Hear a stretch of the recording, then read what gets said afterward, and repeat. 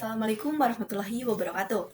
Sebelumnya, perkenalkan saya Dianti Ajmirusda dengan NIM 2405613 akan mempresentasikan hasil praktikum mengenai gelombang berdiri sebagai pemenuhan tugas mata kuliah eksperimen fisika dasar yang diampu oleh Bapak Dr. Duden Saifuzzaman. Baik, langsung saja. Dimulai dari dasar teori. Gelombang adalah getaran yang merambat dari suatu titik ke titik lainnya melalui suatu media atau ruang hampa. Gelombang berdiri disebut juga gelombang stasioner, yaitu gelombang yang amplitudenya berubah-ubah. Nilainya mulai dari 0 hingga mencapai nilai maksimum tertentu. Nah, pada gambar, amplitudo ini ditandai dengan garis berwarna kuning dan disimbolkan dengan huruf A besar. Gelombang berdiri terdiri dari simpul dan perut. Simpul adalah tempat kedudukan titik yang amplitudenya minimum, sedangkan perut adalah tempat kedudukan titik yang amplitudenya maksimum pada suatu gelombang. Sebagaimana yang tertera pada gambar, di sini ditunjukkan mana yang merupakan simpul dan mana yang merupakan perut. Gelombang berdiri ini adalah perpaduan dua gelombang yang mempunyai frekuensi dan amplitudo yang sama besar, tetapi arahnya berlawanan, atau biasa disebut satu lembah dan satu bukit. Lembah merupakan setengah gelombang yang berada di bawah, sedangkan bukit merupakan setengah gelombang yang berada di atas. Nah, untuk mendalami mengenai gelombang berdiri ini dapat dilakukan melalui percobaan Melde dan percobaan sonometer. Teori hukum Melde mempelajari tentang besaran-besaran yang mempengaruhi cepat rambat gelombang pada tali, sedangkan sonometer biasanya dimanfaatkan untuk menguji nilai frekuensi yang dihasilkan oleh suatu getaran senar. Adapun tujuan dari praktikum kali ini yaitu yang pertama, untuk mengidentifikasi cara menentukan panjang gelombang dari percobaan Melde. Yang kedua, untuk menentukan nilai cepat rapat gelombang pada percobaan Melde. Ketiga, untuk mengidentifikasi faktor yang mempengaruhi cepat rambat gelombang pada percobaan Melde. Yang keempat, untuk menentukan nilai frekuensi dari percobaan Melde. Yang kelima, untuk mengidentifikasi hubungan antara beberapa variabel yang didapatkan pada percobaan Melde. Yang keenam, untuk menentukan nilai simpangan pada percobaan sonometer. Yang ketujuh, untuk menentukan nilai frekuensi pada percobaan sonometer. Dan yang terakhir, yang kedelapan, untuk mengidentifikasi hubungan antara massa jenis dengan simpangan yang dihasilkan pada percobaan sonometer. Berikut adalah alat dan bahan yang digunakan untuk percobaan Melde. Yang pertama, ada neraca digital, digunakan untuk mengukur massa beban. Yang kedua, meteran, digunakan untuk mengukur panjang gelombang. Yang ketiga, tali ini digunakan sebagai media yang menghasilkan gelombang untuk diamati. Nah, pada percobaan ini digunakan 3 tali dengan massa jenis yang berbeda. Yang keempat, massa beban, digunakan sebagai pemberat untuk memberikan tegangan pada tali. Yang kelima, penyangga beban, digunakan untuk meletakkan massa beban yang menggantung pada tali. Yang keenam, audio generator, digunakan sebagai sumber tegangan listrik yang menghasilkan gelombang listrik AC. Yang ketujuh, vibrator, digunakan sebagai sumber getar untuk menggetarkan tali. Yang kedelapan, katrol duduk, digunakan sebagai dudukan tali di antara vibrator dan beban.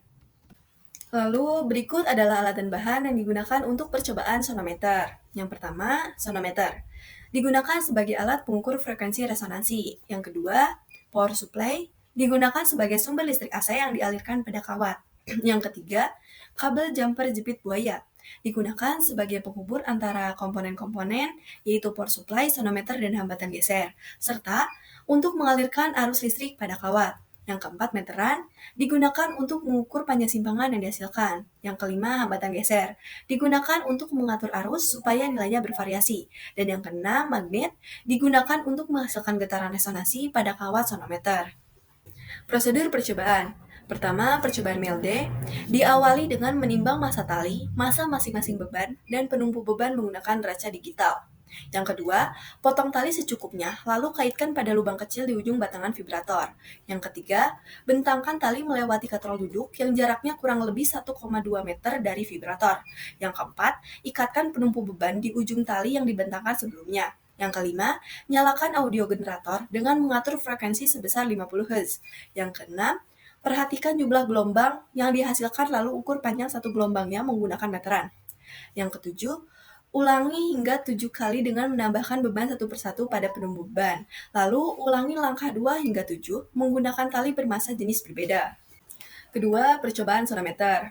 Diawali dengan menghubungkan power supply, sonometer, dan hambatan geser menggunakan kabel jepit buaya. Yang kedua, letakkan magnet di atas kawat yang membentang pada sonometer. Yang ketiga, nyalakan power supply dan atur tegangan tetap sebesar 3,5 volt. Yang keempat, geser kedua kaki penahan kawat hingga terbentuk gelombang dengan amplitudo terjauh. Yang kelima, ukur simpangan, yaitu jarak antara kedua kaki penahan kawat ketika menghasilkan gelombang. Kemudian ulangi hingga 9 kali percobaan dengan mengubah arus dalam rentang skala 0 sampai 1 ampere dengan menggeser-geserkan hambatan geser. Lalu ulangi langkah 2 hingga 6 dengan massa jenis kawat yang berbeda. Hasil dan analisis data. Yang pertama, dari percobaan Melde menggunakan tali putih tebal bermassa jenis 0,0002. Berikut adalah data yang saya peroleh. Pada percobaan Melde, didapatkan beberapa data seperti yang tertera pada tabel. Yang pertama, ini massa beban, didapatkan dari penimbangan menggunakan neraca digital. Lalu F dengan satuan Hz adalah frekuensi yang digunakan untuk menggetarkan tali. F ini diatur pada audio generator, dan F yang digunakan pada percobaan ini disamaratakan yaitu sebesar 50 Hz. L adalah panjang tali yang digunakan. Mu adalah massa jenis tali. Mu ini dihitung secara terpisah dengan membandingkan panjang tali dan massa tali. Kemudian ada N. N adalah jumlah gelombang yang dihasilkan saat tali bergetar. Lalu ada 1 lambda.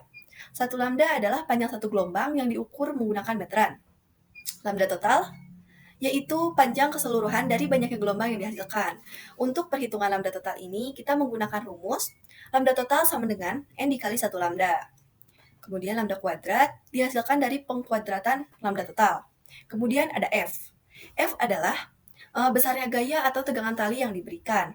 F ini dirumuskan dengan persamaan F sama dengan M kali G, dengan M merupakan massa beban dan G-nya merupakan percepatan gravitasi yang bernilai 9,81 meter per second kuadrat. Terakhir, data V, yaitu cepat rampat gelombang. V ini didapatkan dari perhitungan menggunakan persamaan, di mana persamaannya V sama dengan akar dari F per mu, di mana F merupakan tegangan tali dan mu merupakan massa jenis tali. Berikut data yang dihasilkan dengan menggunakan tali putih tipis bermassa jenis 0,00018. Nah, untuk analisis data yang dilakukan masih sama seperti sebelumnya, yaitu dengan mengaplikasikan data pada sebuah persamaan yang tertera di sini. Begitu juga dengan data yang dihasilkan menggunakan tali orange dengan massa jenis 0,001, masih menggunakan persamaan dan cara yang sama. Dari hasil data, didapatkan grafik hubungan antara kuadrat panjang gelombang dengan tegangan tali. Nah, di sini terdapat 3 grafik lambda kuadrat terhadap F dengan massa jenis tali yang berbeda-beda. Dari grafik, terlihat bahwa ketiga jenis tali ini menunjukkan hubungan yang berbanding lurus antara kuadrat panjang gelombang dengan tegangan talinya, di mana semakin besar tegangan tali yang diberikan, maka akan semakin besar panjang gelombang yang dihasilkan. Nah, selain untuk mengetahui hubungan panjang gelombang dengan tegangan tali, grafik lambda kuadrat terhadap F ini juga dapat digunakan untuk menghitung frekuensi. Tetapi, karena pada percobaan Melde, frekuensinya telah diketahui yaitu sebesar 50 Hz, maka perhitungan ini hanya uji kebenaran untuk memastikan frekuensi yang digunakan. Jika dilihat dari grafiknya, grafik lambda kuadrat terhadap F ini menunjukkan grafik yang linear, di mana persamaan garisnya Y sama dengan MX tambah C. Nah, perlu diketahui bahwa lambda kuadrat itu sama dengan 1 per F kecil kuadrat dikali F besar per mu.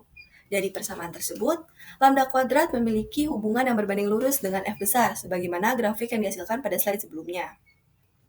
Pada persamaan tersebut, lambda kuadrat berperan sebagai Y, lalu 1 per F kecil kuadrat dikali mu berperan sebagai beta atau gradien grafik, dan F besar berperan sebagai X. Dengan begitu, kita dapat menyusun persamaan frekuensi dari persamaan gradien grafik, yaitu beta sama dengan F besar per F kecil kuadrat dikali mu menjadi F kecil sama dengan akar dari F besar per beta dikali mu, dengan F kecil sama dengan frekuensi, F besar sama dengan tegangan tali, mu sama dengan massa jenis tali, dan beta sama dengan gradien grafik.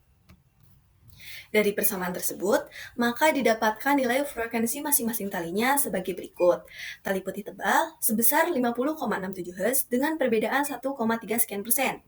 Tali putih tipis sebesar 48,63 Hz dengan perbedaan 2,7 sekian persen. Dan tali oranye sebesar 52,92 Hz dengan perbedaan 5,8 sekian persen.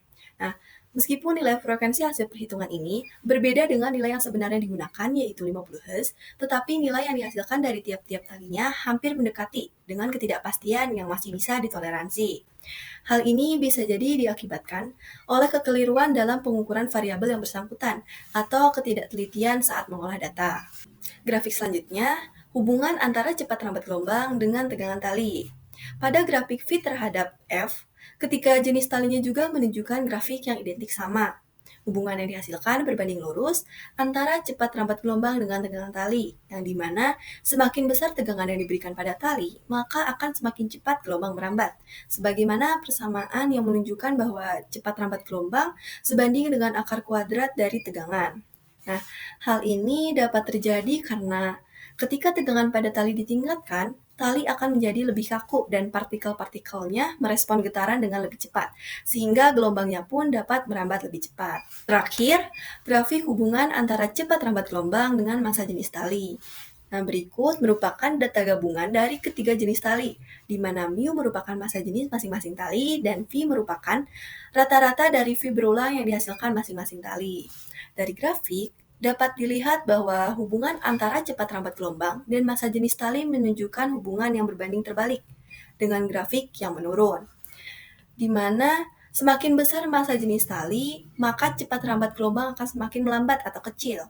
Hal ini dikarenakan massa jenis yang lebih besar menyebabkan lebih banyak hambatan terhadap pergerakan partikel, sehingga gelombang membutuhkan waktu lebih lama untuk bergerak melalui medium tersebut. Lalu, berikut data yang dihasilkan dari percobaan sonometer. Yang pertama, menggunakan kawat bermassa jenis besar sebesar 0,0014. Dari percobaan sonometer, didapatkan data sebagai berikut. Yang pertama, I, yaitu kuat arus yang didapatkan dari power supply. Kemudian ada L, atau simpangan, yaitu jarak antara kedua kaki penahan kawat ketika menghasilkan gelombang dengan amplitudo maksimal. L ini dihitung menggunakan meteran. Kemudian ada N adalah banyaknya gelombang atau mode getaran yang terbentuk pada tali pada saat gelombang merambat. Kemudian ada mu adalah massa jenis dari kawat yang dihitung dengan membagi panjang kawat dan massa kawat. Lalu ada F, yaitu tegangan yang diberikan pada kawat. F ini dihitung dengan mengalihkan massa dan percepatan gravitasi, atau secara matematisnya dapat dirumuskan sebagai F sama dengan M kali G. Pada percobaan sonometer, massa ditetapkan sama, sehingga tegangan yang dihasilkan untuk setiap arusnya pun akan sama. Kemudian lambda adalah panjang gelombang pada kawat. Lambda pada percobaan sonometer dapat dihitung menggunakan persamaan lambda sama dengan 2 kali L per N. Namun, karena N yang dihasilkan jumlah 1, maka lambdanya sama dengan 2 kali L. Dan terakhir, frekuensi.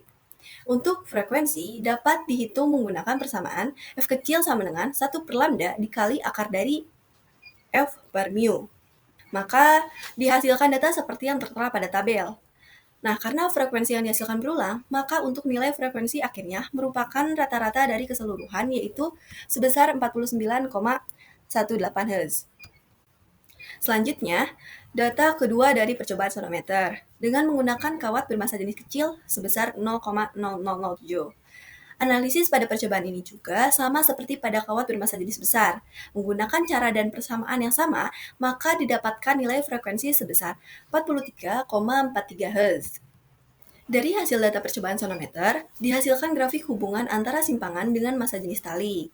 Jika merujuk pada grafik L terhadap mu ini menunjukkan hubungan yang berbanding terbalik, di mana semakin besar nilai massa jenisnya, maka simpangan yang dihasilkannya akan semakin mengecil.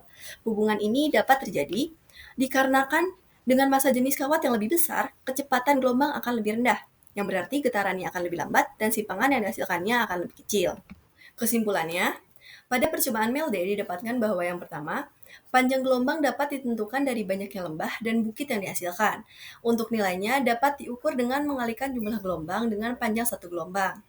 Yang kedua, cepat rambat gelombang pada tali dipengaruhi oleh tegangan tali dan massa jenis tali, di mana hubungan antara tegangan dengan cepat rambat gelombang berbanding lurus, sedangkan hubungan massa jenis tali dengan cepat rambat gelombang berbanding terbalik.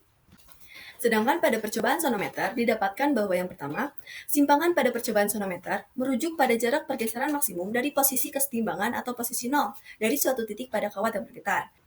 Simpangan ini mengukur seberapa jauh titik tersebut bergerak dari posisi asalnya selama getaran. Yang kedua, besarnya simpangan dipengaruhi oleh massa jenis kawat, di mana semakin besar massa jenis kawat, maka simpangan yang dihasilkan akan semakin kecil. Begitupun sebaliknya. Lalu yang ketiga, frekuensi yang dihasilkan pada percobaan ini dipengaruhi oleh beberapa faktor, diantaranya panjang gelombang, tegangan kawat, dan massa jenis kawat. Sekian yang dapat saya paparkan, semoga pemaparan ini bermanfaat untuk teman-teman sekalian. Wassalamualaikum warahmatullahi wabarakatuh.